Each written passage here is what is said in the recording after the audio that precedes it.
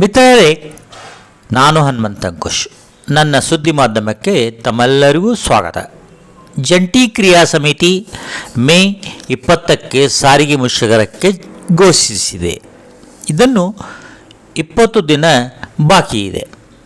ಜಂಟಿ ಮತ್ತು ಕೂಟಗಳ ನಡುವೆ ವಿವಾದಾತ್ಮಕ ಹೇಳಿಕೆಗಳು ರಾಜ್ಯ ಸರ್ಕಾರಕ್ಕೆ ಶೇಕಡಾ 100ರಷ್ಟು ಲಾಭ ಪಡೆದು ಹಾಲಿ ನೌಕರರಿಗೂ ಮತ್ತು ನಿವೃತ್ತಿ ನೌಕರರಿಗೆ ಅನ್ಯಾಯ ಮಾಡಿದೆ.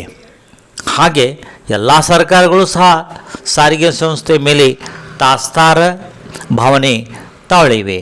ಸರ್ಕಾರಗಳು ಅಧಿಕಾರವಿಲ್ಲದಾಗ ನೌಕರರ ಪರ ನಿಲ್ಲುತ್ತವೆ.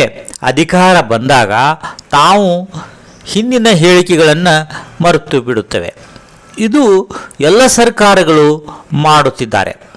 ಆದರೆ ಸಾರಿಗೆ ನೌಕರರು ಈ ಹಿಂದೆ ಒಗ್ಗಟ್ಟಾಗಿ ಮುಷ್ಕರದಿಂದ ವೇತನ ಪರಿಷ್ಕರಣೆ ಮಾಡಿಕೊಂಡಿವೆ. ಹೀಗೆ ಪರಂಪರೆ ರೂಢಿಸಿಕೊಂಡಿವೆ. ಮ್ಯಾನೇಜ್ಮೆಂಟ್ ಕಾಲಕಾಲಕ್ಕೆ ಸಾರಿಗೆ ನೌಕರರ ವೇತನ ಪರಿಷ್ಕರಣೆ ಮಾಡಿಕೊಳ್ಳದಿರುವುದಕ್ಕೆ ಇದಕ್ಕೆ ಕಾರಣವಿರಬಹುದು. ಸಾರಿಗೆ ನೌಕರರ ವೇತನ ಪರಿಷ್ಕರಣೆ ಪ್ರತಿ 4 ವರ್ಷಕ್ಕೆ ವೇತನ ಪರಿಷ್ಕರಣೆ ಆಗುತ್ತದೆ. ಆಗ ಬೇರೆ ಸರ್ಕಾರಗಳು ಬಂದು ಬಿಟ್ಟಿರ್ತವೆ. ಅವು ಹಿಂದಿನ ಸರ್ಕಾರದ ಸಾಲದ ಹೊರೆ ಮತ್ತು ತಪ್ಪಗಳನ್ನು ಹೇಳುತ್ತಾ ಕಾಲಹರಣ ಮಾಡುತ್ತವೆ. ಫೆಡರೇಷನ್ಗಳು ಹೋರಾಟಕ್ಕೆ ನಿಂತರೆ ಎಸ್ಮಾಲ್ ಕಾಯ್ದೆ ಗಂಭೀರ ತರಹದ ಕಂಟಕಗಳನ್ನು ತರುತ್ತಾರೆ. ವಿನಾಕಾರಣ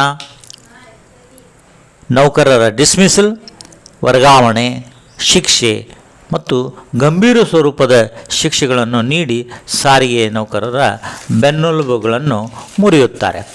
ಇದರಿಂದ ಸಾರಿಗೆ ನೌಕರರು ಗಂಭೀರ ತರಹದ ವರ್ಗಾವಣೆ ಮತ್ತು ವಜಾದಿಂದ ತಮ್ಮ ಕುಟುಂಬ ಅಧೋಗತಿಗೆ ಬರುತ್ತವೆ. ಹೀಗಾಗಿ ವೈಯಕ್ತಿಕವಾಗಿ ಒಬ್ಬಟ್ಟಿನಿಂದಾಗಿ ಸಾರಿಗೆ ನೌಕರರು ಹೋರಾಟದ ಗೋಜಿಗೆ ಹೋಗುವುದಿಲ್ಲ. ಸಾರಿಗೆ ನೌಕರರು ಮಲತಾಯಿ ಧೋರಣೆ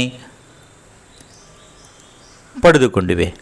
ಸರ್ಕಾರ ಇವರ ಶೋಷಣೆಗೆ ಒಳಗಾಗಿವೆ. ಹಾಲಿ ನೌಕರರ ಕುಟುಂಬಗಳು ಕೂಡ 10 ರಿಂದ 12 ತಾಸು ಸತತ ದುಡಿಮೆ, ನೌಕರಿ ತಕ್ಕ ಸಂಬಳ ಪಡೆಯೋದಿಲ್ಲ. ಇವರಲ್ಲಿ ಬಹಳಷ್ಟು ಸರ್ಕಾರದ ಬಗ್ಗೆ ಅಸಮಾಧಾನ ಇದೆ. ಮಕ್ಕಳ ವಿದ್ಯಾಭ್ಯಾಸ, ಆರೋಗ್ಯದ ಖರ್ಚು, ದುಬಾರಿ ದರಗಳು, ಸರ್ಕಾರ ಯಾವ ಸಾಮಾಜಿಕ ನ್ಯಾಯ ಸಾರಿಗೆ ನೌಕರಿಗೆ ಕೊಡುವುದಿಲ್ಲ. ಎಲ್ಲ ಸರ್ಕಾರಗಳು ಹೀಗೆ ಸುಮಾರು 13 ಯೂನಿಯನ್ಗಳು ಸಾರಿಗೆ ಸಂಸ್ಥೆಯಲ್ಲಿ ಹುಟ್ಟಿಕೊಂಡಿವೆ. ಇವು ಕೂಡ ಬೇರೆ ಬೇರೆ ತರಹದ ಬೇಡಿಕೆಗಳನ್ನು ಹೊಂದಿವೆ. ತಮ್ಮ ಸಂಘಗಳನ್ನು ಇವು ಕೂಡ ಬೆಳೆಸಿಕೊಂಡಿವೆ.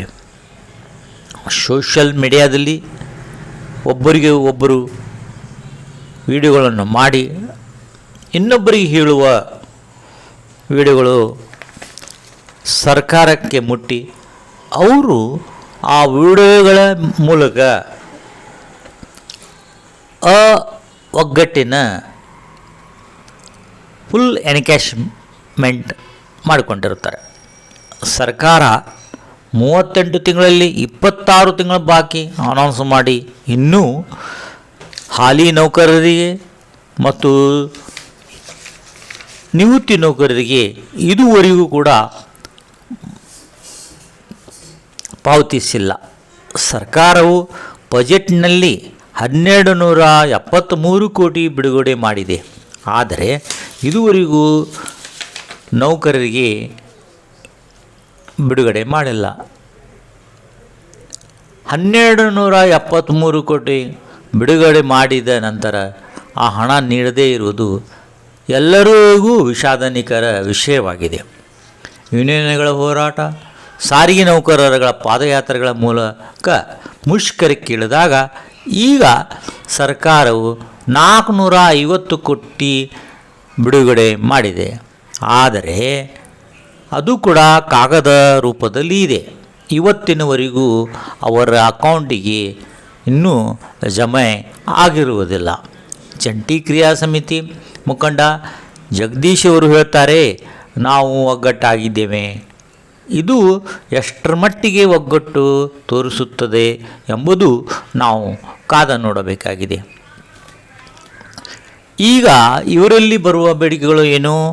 ಸರ್ಕಾರಿ ನೌಕರರನ್ನು ಘೋಷಿಸಬೇಕು ಅಥವಾ ಆಂಧ್ರ ತೆಲಂಗಾಣ ಮಾದರಿಯಲ್ಲಿ ಸಾರಿಗೆ ನೌಕರಂತೆ ಪರಿಗಣಿಸಲು ಬೇಡಿಕೆ ಇಟ್ಟಿದ್ದಾರೆ. ಈ ಮೊದಲು ಬೇಡಿಕೆ ಕೊಟ್ಟಿದ್ದ ಸರ್ಕಾರಕ್ಕೆ 25% ವೇತನ ಪರಿಷ್ಕರಣೆ ಒತ್ತಾಯಿಸಿದೆ. 38 ತಿಂಗಳಲ್ಲಿ 26 ತಿಂಗಳ ಒಪ್ಪುವುದಿಲ್ಲ, ಪೂರ್ಣವಾಗಿ 38 ತಿಂಗಳಕ್ಕೆ ಒತ್ತಾಯಿಸಿದ್ದಾರೆ. ಈ ಮಧ್ಯೆ ಸರ್ಕಾರ ಎಸ್ಮಾ ಕಾಯ್ದೆ ತಂದಿದೆ. ಏತನ್ನದ್ದೇ ಸರ್ಕಾರ 450 ಕೋಟಿ ಬಿಡುಗಡೆ ಮಾಡಿದೆ. ಆದರೆ ಇವತ್ತಿನವರೆಗೂ ಹಣ ಸಾರಿಗೆ ನೌಕರರಿಗೆ ಖಾತೆಗೆ ಜಮಾ ಆಗಿಲ್ಲ. ಸರ್ಕಾರವು 1/4/2025ರಿಂದ 10% ಹೆಚ್ಚಿಗೆ ಮಾಡಿದರೆ 2,930 ಕೋಟಿ ಹೊರಬರುತ್ತದೆ ಎಂದು ಹೇಳುತ್ತದೆ. ಮೇ 20 ಮುಷ್ಕರ ಯಾವ ರೀತಿ ಸರ್ಕಾರಕ್ಕೆ ಒತ್ತಡ ನೀಡುತ್ತದೆ ನಾವು ಕಾದು ನೋಡಬೇಕಾಗಿದೆ. ನನ್ನ ವಿಡಿಯೋ ವೀಕ್ಷಣೆ ಮಾಡಿದ್ದಕ್ಕೆ ನಿಮಗೆಲ್ಲರಿಗೂ ವಂದನೆಗಳು. Thanks for watching my video. ಮಿತ್ರರೇ, ಹುಬ್ಬಳ್ಳಿಯಲ್ಲಿ RTO ಹತ್ತಿರ ಮೇನ್ ರೋಡ್ ಹೊಂದಿಕೊಳ್ಳುವಂತೆ 2 ಪ್ಲಾಟ್ಗಳು ಮಾರಾಟಕ್ಕಿವೆ. ಕಾಂಟ್ಯಾಕ್ಟ್ ಮಾಡಿ. Thank you.